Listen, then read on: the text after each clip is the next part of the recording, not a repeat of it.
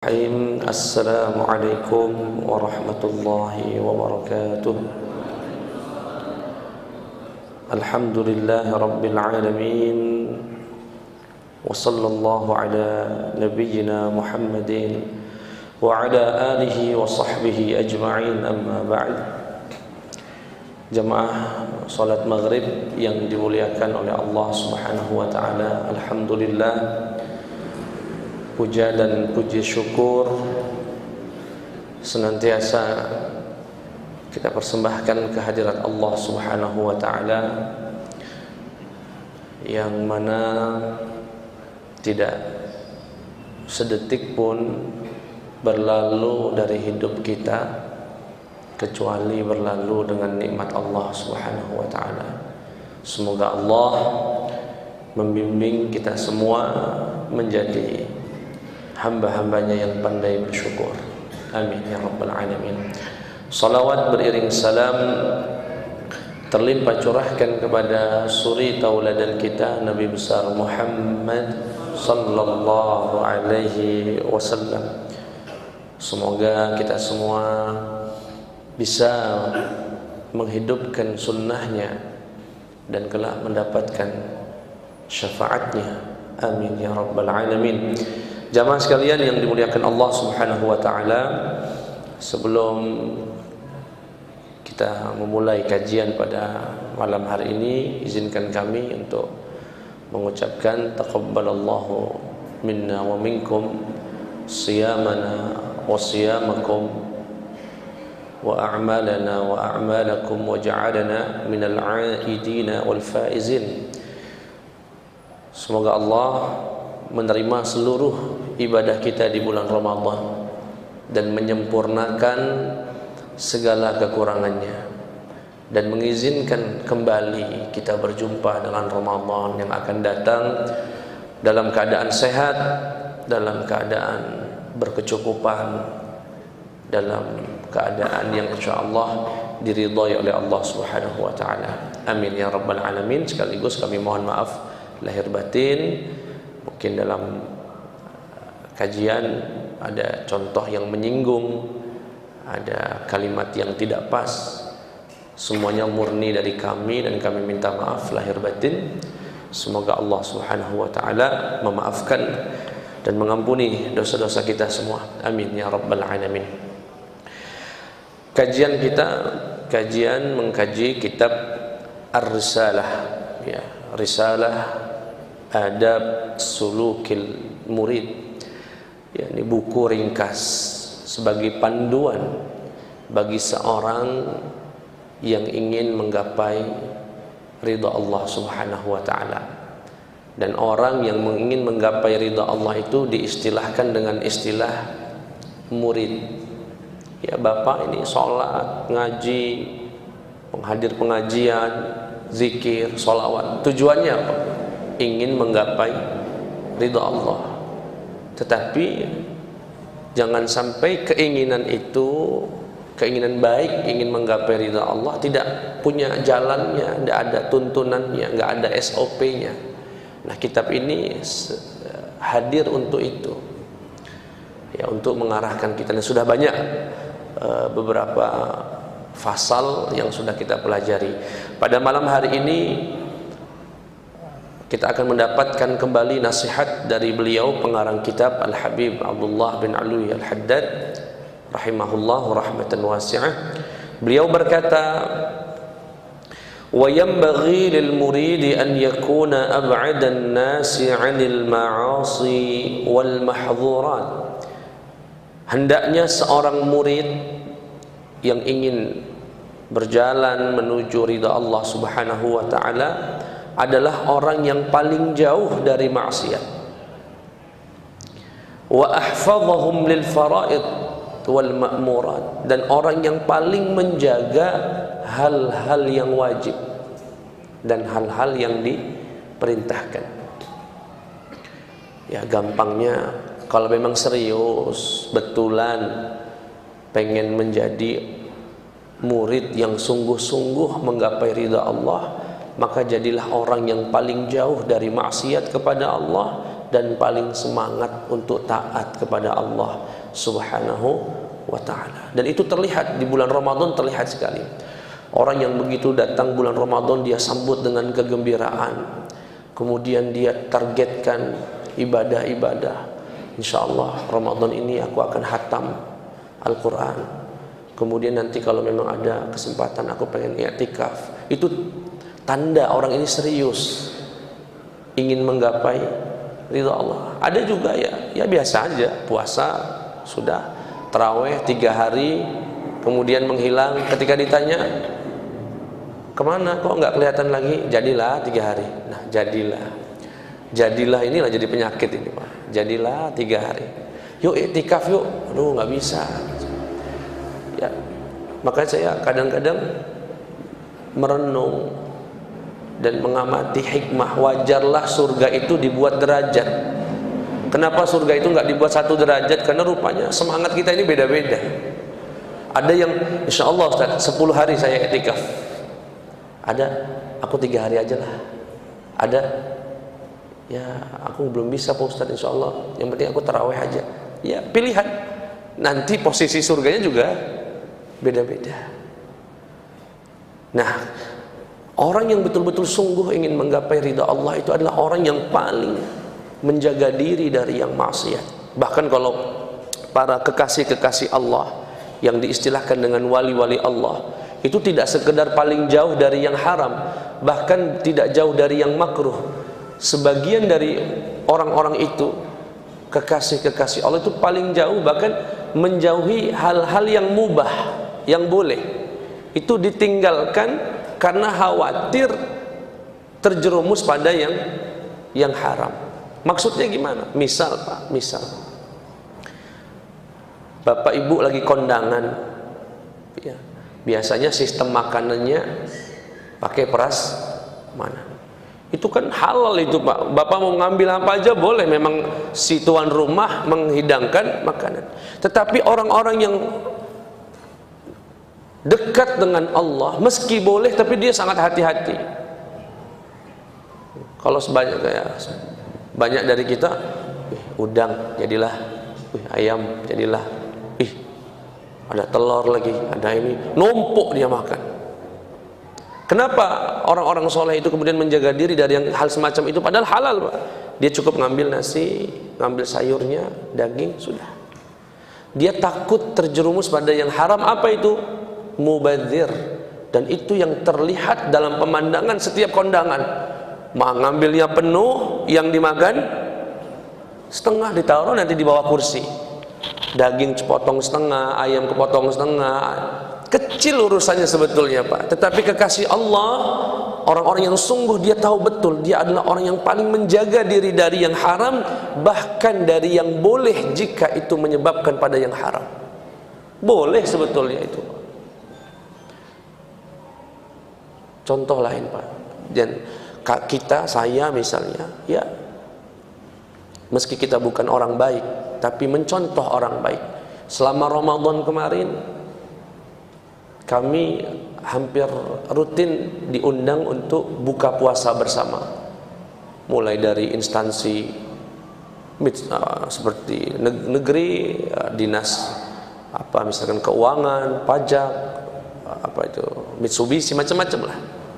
Pak Ustaz, bisa nggak ngisi di Mitsubishi misalnya? Mitsubishi Ustaz, acara buka bersama. Nanti ada acara tausiah sebelum berbuka.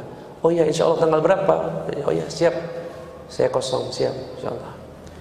Kemudian pas mau berangkat, saya kepikiran, kalau saya berangkat, istri saya gimana buka puasanya? Istri dan anak. Tapi saya tahu yang diundang itu saya, bukan istri saya. Kalau kemudian nanti istri ikut dan ikut makan, kira-kira halal nggak itu? Apalagi sebagian panitia itu modelnya nasi kotak yang jumlahnya sesuai dengan jumlah undangan. Istri saya ini dapat nggak? Walaupun saya yakin kalau saya datang bawa orang rumah, kemudian duduk satu meja, nggak mungkin nggak dikasih itu. Bisa-bisa pengurusnya berkorban, jatah dia dikasih untuk. Tetapi takut ya sesuatu yang itu masuk ke perut sang istri, masuk ke anak kami. Saya telepon sebelum berangkat, Pak, kira-kira saya boleh nggak izin bawa istri? Ya Allah Pak Ustaz, bawa aja semua Ustaz. Kok semua? Istrinya cuma satu kok. Maksudnya sama yang lain itu ya, kalau ada yang lain. Sebetulnya sederhana sekali itu Pak ya. Tetapi semakin ilmu belajar, mencontoh orang-orang baik, ya Allah, dia sudah nggak mikir yang haram lagi, yang haram sudah jauh, nggak bakal. Yang sampai segitu saja kepikiran untuk dia hindari. Kondangan Pak, yang diundang suami istri, bitoh dan istri, undangannya itu. Punya anak 4, dibawa semua Pak. Ngamplop 5.000, anaknya makan 6, bungkus lagi. Ini seorang murid yang sesungguhnya. Dia adalah orang yang paling menjaga diri dari yang dilarang, bahkan yang mendekatkan pada yang dilarang, walaupun sebetulnya boleh. Fa innal murida lam yatamayyiz an ghairihi minan nas illa bil iqbali ala Allah wa ala ta'atihi wa tafarrugh an kulli ma yushghiluhu an ibadatihi.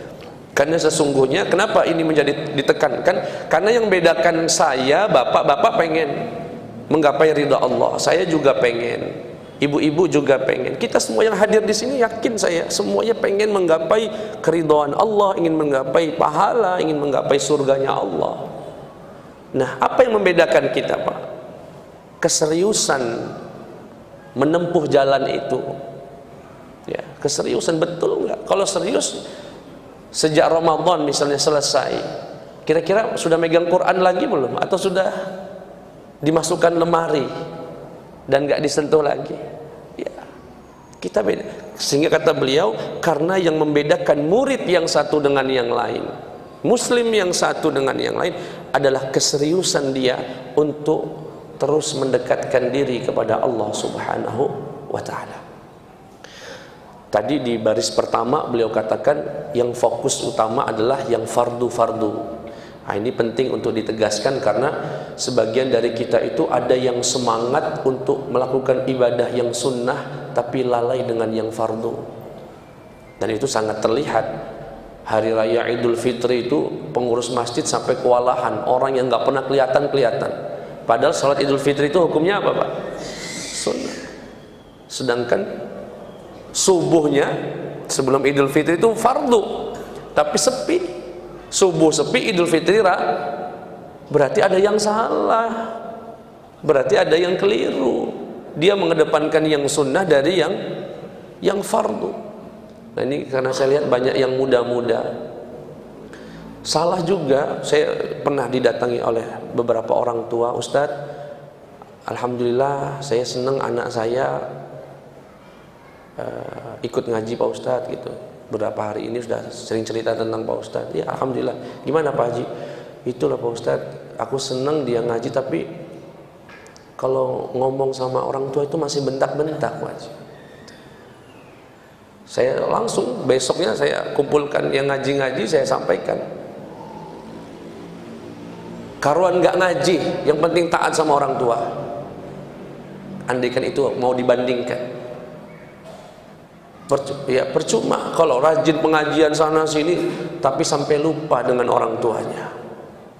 Dan ini banyak ini anak-anak majelis rajin hadir majelis ilmu, orang tuanya nggak pernah ditanyain, sekali-kali dibuatin teh apa pagi-pagi, udah pergi aja, ya, dan lain sebagainya. Karena dia memperhatikan yang sunnah, lupa dengan yang fardu dan yang wajib. Kemudian wal yakun syahihan ala anfasihi bakhilan bi awqatihi la yasrifu minha qalilan wala katsiran illa fima yuqarribuhu ila min rabbih wa ya'udu alaihi bin naf'i fi ma'adih. Kemudian hendaknya seorang murid itu pelit kepada waktunya. Maksudnya tidak membuang-buang waktu. Tidak membuang-buang waktu. Membuang-buang waktu itu tidak sekedar bermain-main, itu enggak. Membuang waktu itu termasuk nyetir mobil misalnya, tapi enggak ada zikir yang tersebut, itu membuang waktu namanya. Di mobil Yang kantoran Bapak dari rumah ke kantor kan bisa setengah jam, bisa 20 menit. Itu kalau dipakai sholawat, itu bisa 200-300 kali. Tapi terbuang begitu saja. Entah menghayal apa, mungkin angan-angan pengen buat ini, pengen rumah ini, pengen mobil baru, macam. Makanya bagi yang suka lupa, nggak apa-apa beli tasbih digital, dimasukkan di jarinya. Itu bisa menjadi pengingat. Agar waktu itu betul-betul tidak berlalu dalam hidup kita tanpa ada pahala yang lewat. Tanpa ada pahala yang lewat.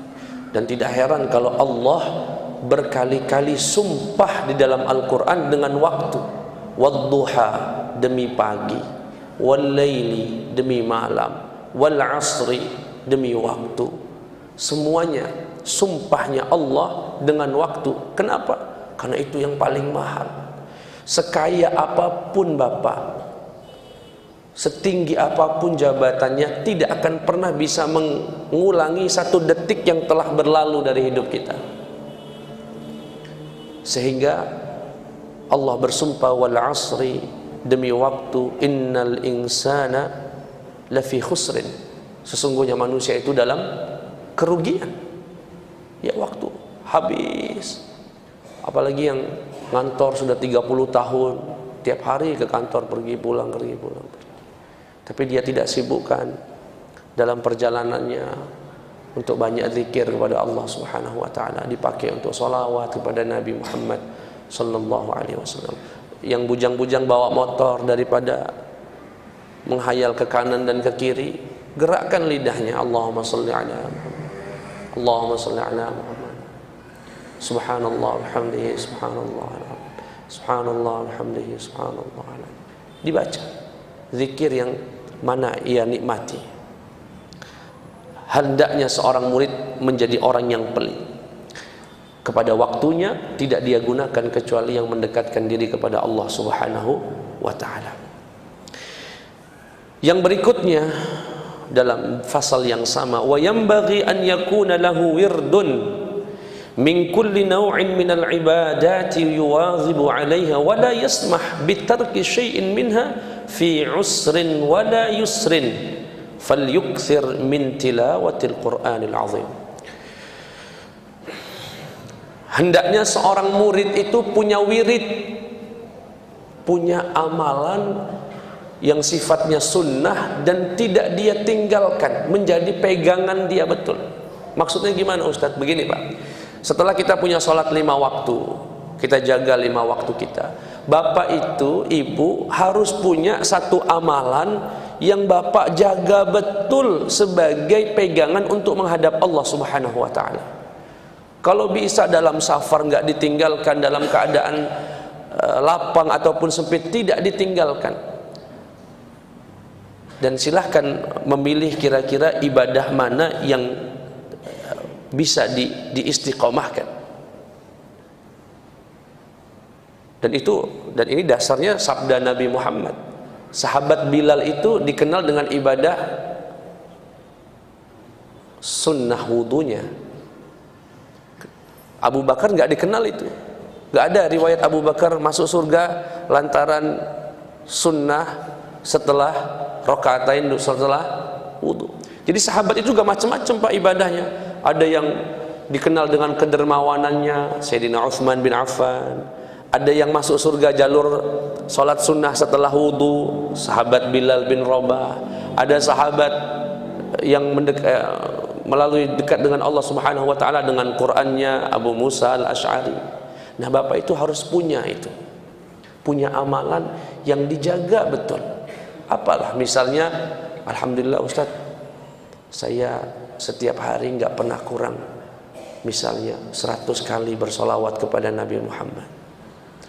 Atau alhamdulillah saya Pak Ustaz nggak pernah tinggal 2 rakaat duha.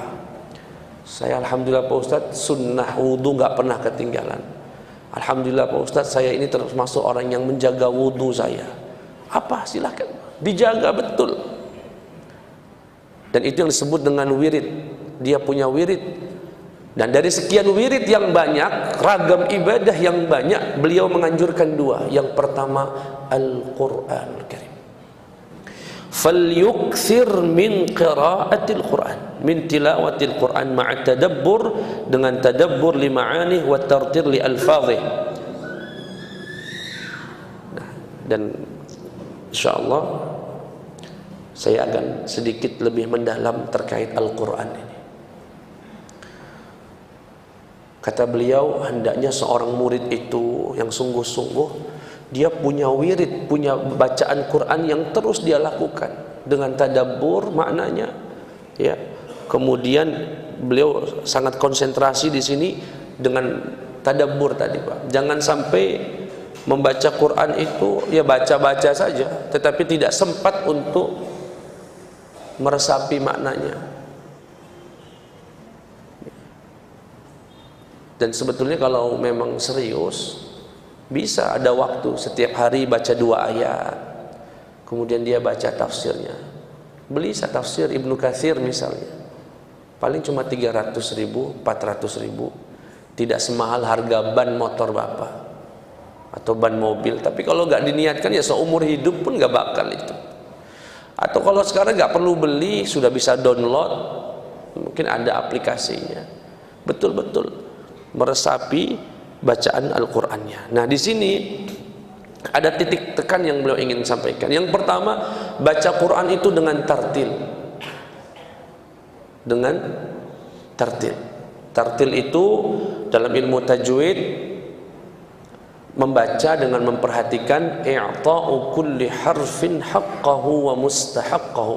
Membaca Quran dengan tajwid semuanya diperhatikan. Betul-betul Pak, dipelajari Al-Quran itu. Mulai dari makhrajnya, sifat-sifatnya. Ya.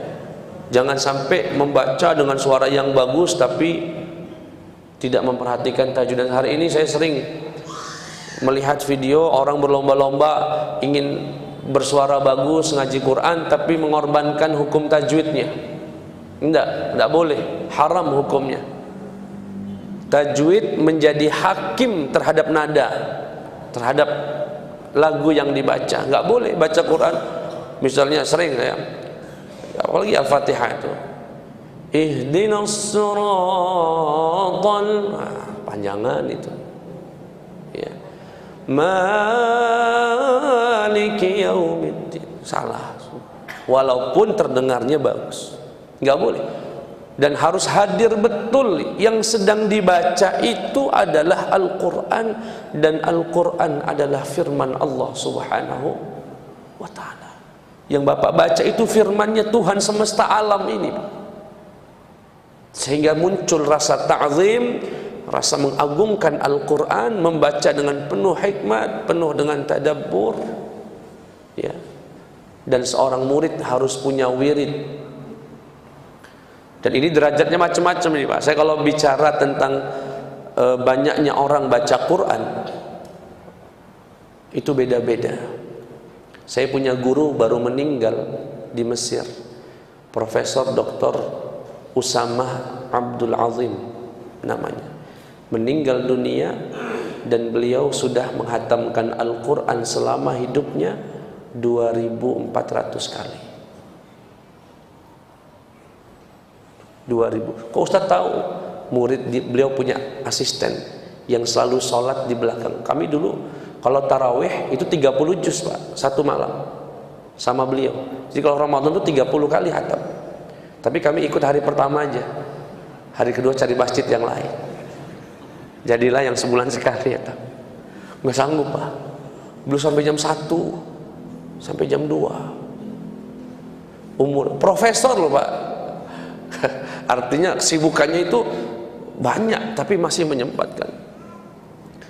Dan saya ingin sedikit cerita, ini pengalaman yang tidak pernah saya lupakan dalam hidup saya. Dulu Pak, ketika kami di pondok itu sering membaca satu riwayat Sayyidina Utsman menghatamkan Quran dalam 2 rakaatnya. Para ulama salaf menghatamkan Qurannya semalam 1 kali, 2 malam itu 2 kali. Imam Syafi'i itu kalau di bulan Ramadan 60 kali Pak. Malam sekali, siang sekali. Saya kalau ngelihat begini, wallahu a'lam, surga nanti kita ini di mana lah kira-kira, Pak? Kalau berdasarkan jumlah Al-Quran yang dibaca. Ketika dulu membaca riwayat-riwayat semacam itu, saya hampir tidak percaya, dalam tanda kutip, iya tah, masa sih ada orang sanggup membaca Al-Quran sekian kali itu. Dan Al-Quran itu, kalau orang yang sudah hafal Quran dan mutqin hafalannya, dia bisa hatam itu dalam rentang waktu 6-8 jam, Pak, sekali duduk, dengan bacaan hadr namanya. Quran itu kan kalau dibaca ada 3 tahapan, Pak. Kalau dibaca lambat namanya tahqiq. Bismillahirrahmanirrahim. Tahqiq namanya. Kalau yang dipakai dalam sholat, tartil. Lebih cepat dari itu, Bismillahirrahmanirrahim, alhamdulillahirabbil alamin arrahmanirrahim, namanya hadr. Dan ketiga-tiganya disebut tartil juga. Benar, dibenarkan dalam syariat. Nah, orang yang baca dengan hadr itu bisa hatam Al-Quran dalam waktu, bahkan ada yang lebih cepat dari itu.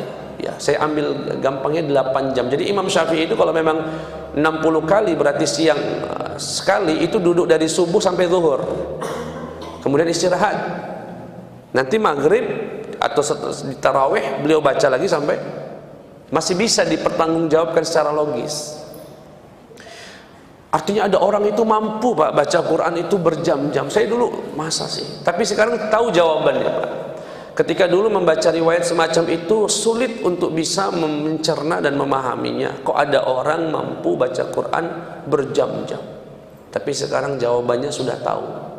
Ketika saya melihat anak-anak muda bisa main game online dari ba'da isya sampai subuh. Betul nggak, Pak? Dipanggil aja nggak dengar lagi. Khusyuk. Khusyuknya di mana? Di game. Sanggup kok, Pak, ada duduk bahkan lupa makan. Pertanyaannya, bahkan bisa 3 ya, karena di Palembang itu saya kalau ngisi subuh jam 4 sudah keluar dari rumah.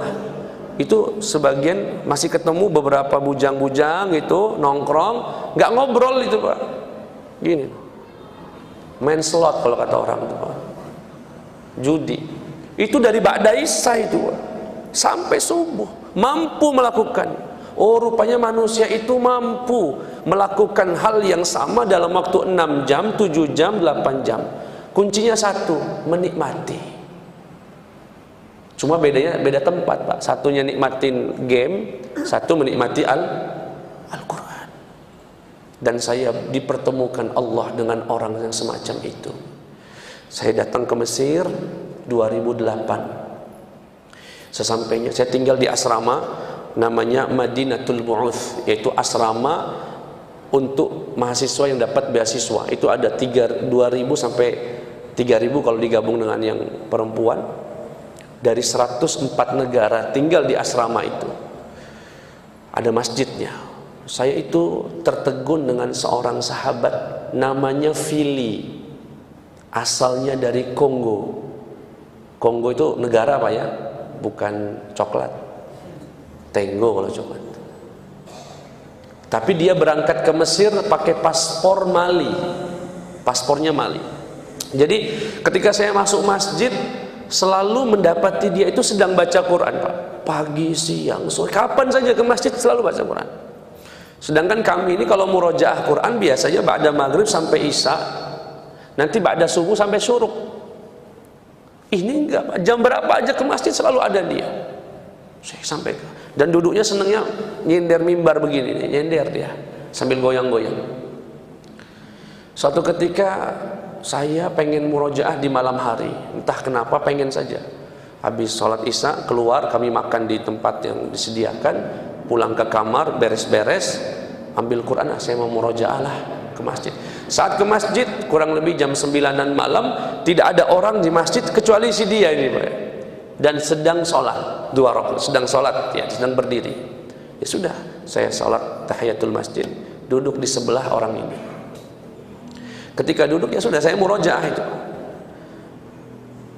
Sudah hampir 1 jam saya ngaji, saya baru sadar kalau orang ini belum ruku. Orang ini belum ruku. Belum rukunya. Saya baru sadar itu ketika saya sudah baca cukup banyak Quran. Udah, akhirnya saya dalam batin itu, kira-kira kapan lah dia mulai ruku. Saya tunggu sambil baca, ketiduran saya. Tiduran. Kurang lebih saya bangun jam 10:30 malam. Bangun. Dan dia belum ruku. Masih dalam kondisi berdiri. Akhirnya saya betul-betul melek malam itu. Saya tunggu kapan dia ruku, dan rukunya di 1:30 malam. Rukunya di 1:30 malam. Singkat cerita, ruku yang kedua di rakaat kedua sebelum subuh. Saya langsung merinding, dan saya kebayang Sayyidina Utsman yang katanya menghatamkan Quran dalam 2 rakaatnya. Langsung saya tanya, berapa juz tadi? Alhamdulillah 30 juz. Sejak kapan melakukan ini? Alhamdulillah setiap hari, sudah 1 tahun.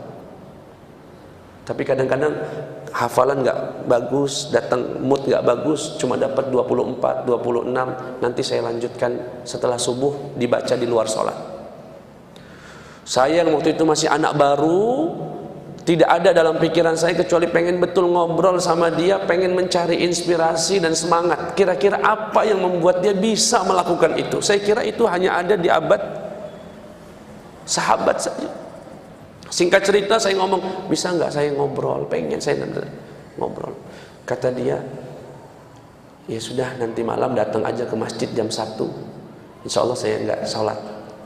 Saya keluar Pak, jam 1 malam, dia sudah nunggu saya di teras dan sedang murojaah Qurannya. Singkat cerita, saya tanya, kamu dari mana? Saya dari Kongo. Saya ini mu'allaf Pak, masuk Islam.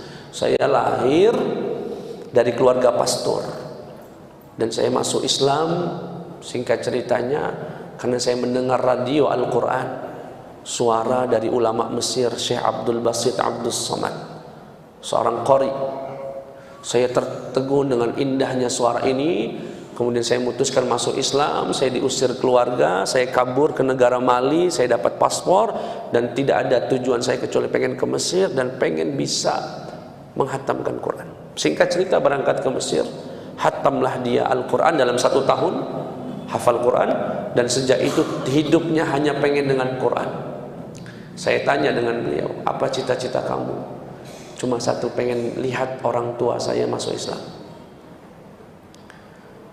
Dan bahkan zakat fitrah saya itu saya kasih ke dia. Saya minta izin, mau nggak kalau saya kasih zakat fitrah? Mau, saya kasih. Yang sangat menyedihkan Pak ya, tidak lebih dari 2 atau 3 minggu dari ngobrol sama saya itu, meninggal dunia. Beliau ini meninggal dunia saat azan. Jadi ketika asyhadu anna Muhammadar Rasulullah, jatuh beliau. Kami gotong bawa ke rumah sakit, dirawat semalam, besoknya meninggal. Dan Bapak kalau mau dengar cerita saya ini, saya langsung panggil teman saya. Saya punya teman dulu dari Medan, rajin nulis.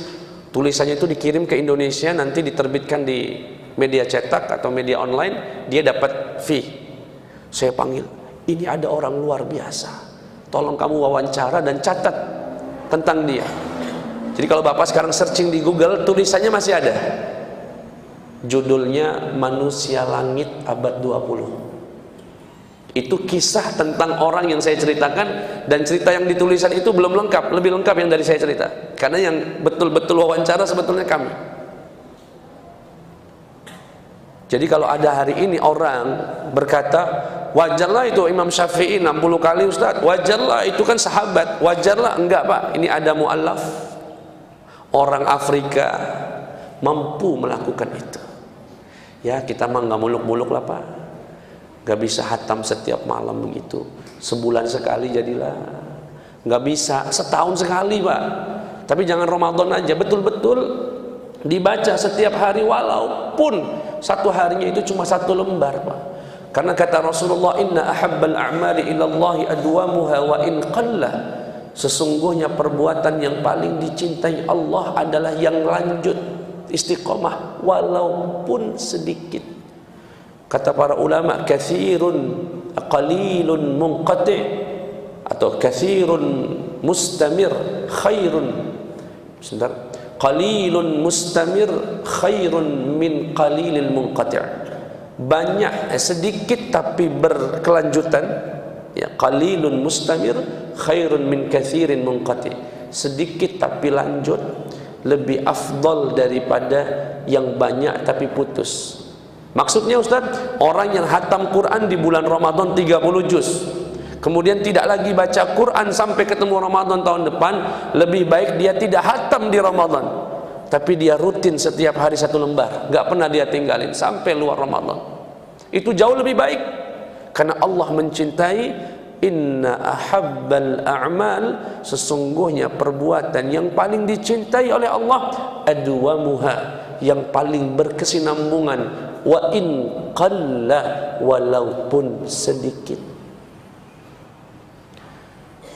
Pak, dari pengajian saya ini kalau nggak ada yang bisa dicatat, nggak bisa dibawa pulang, nggak apa-apa saya Pak, tapi Bapak punya komitmen, jamaah punya komitmen, insya Allah Pak Ustadz, setelah pengajian ini setiap hari saya akan baca Quran walaupun selembar, nggak apa-apa.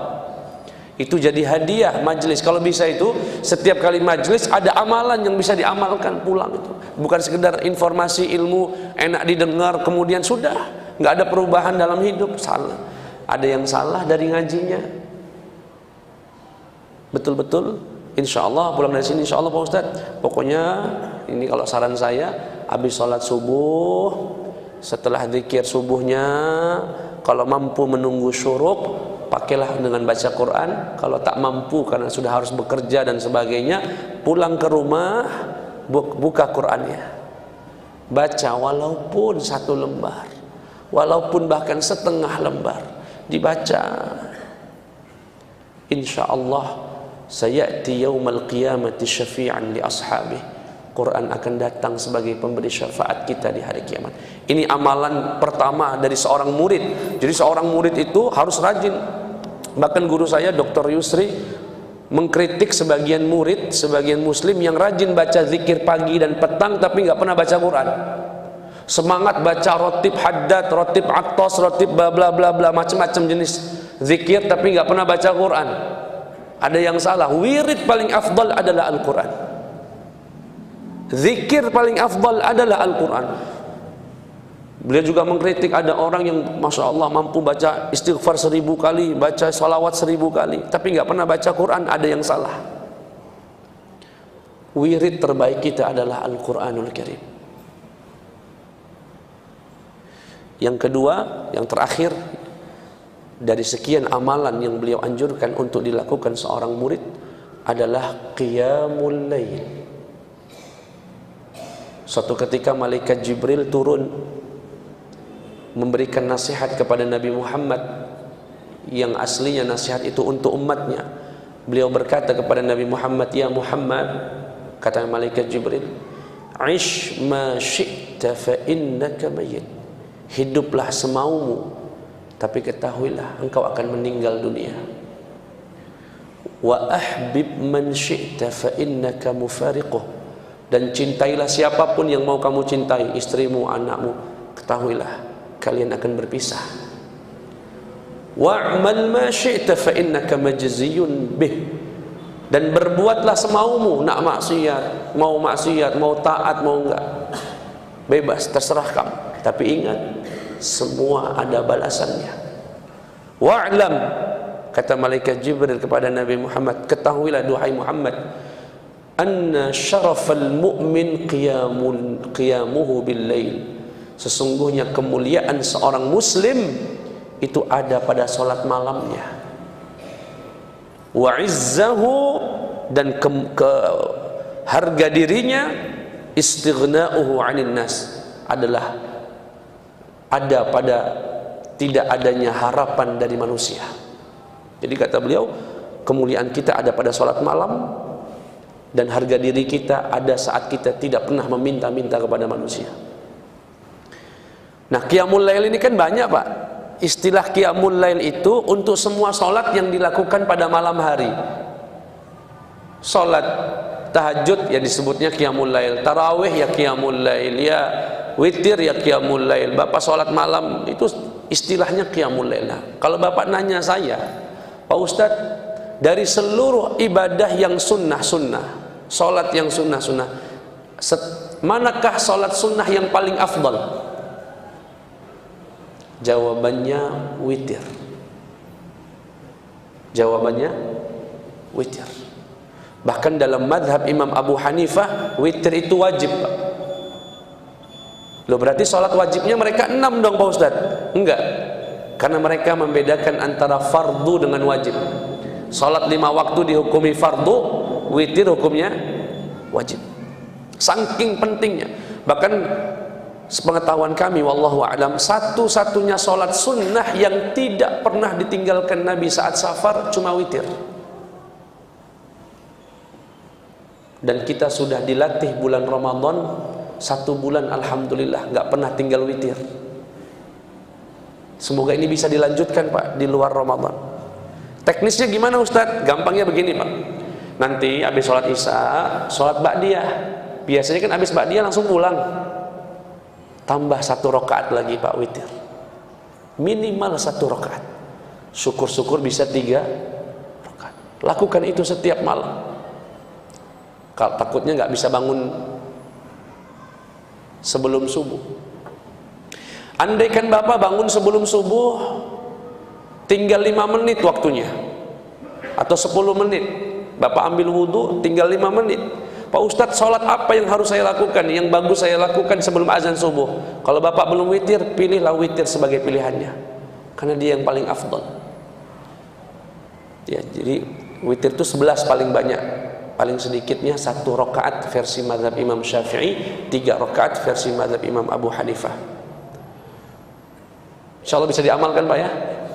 Tiap malam habis sholat ba'diyah, sebelum pulang repot di rumah mau macam-macam, sempatkan 1 rakaat, syukur-syukur bisa 3 rakaat. Di situ ada kemuliaan yang Allah titipkan untuk kita seorang muslim. Anna syarafal mu'min qiyamuhu bil-lail. Insya Allah. Jadi ada 3 amalan, semoga bisa diamalkan. Ya, menjaga yang fardu-fardu, meninggalkan yang haram. Yang kedua, menyempatkan punya wirid Al-Quran, walaupun 1 lembar 1 hari, sempatkan betul. Walaupun cuma 1 muka, setengah halaman, bahkan mungkin cuma 1 ayat, bacalah Quran. Dan yang ketiga, qiyamul lail, dan yang paling afdal, ya syukur-syukur bisa ditambah tahajud dan lainnya. Tapi andai pun tidak, jangan tinggalkan witirnya. Alhamdulillah, itu saja. Kurang lebihnya saya mohon maaf kepada Allah, mohon ampun. Subhanakallahumma bihamdika, asyhadu an la ilaha illa anta, astaghfiruka wa atubu ilaik. Wassalamualaikum warahmatullahi wabarakatuh.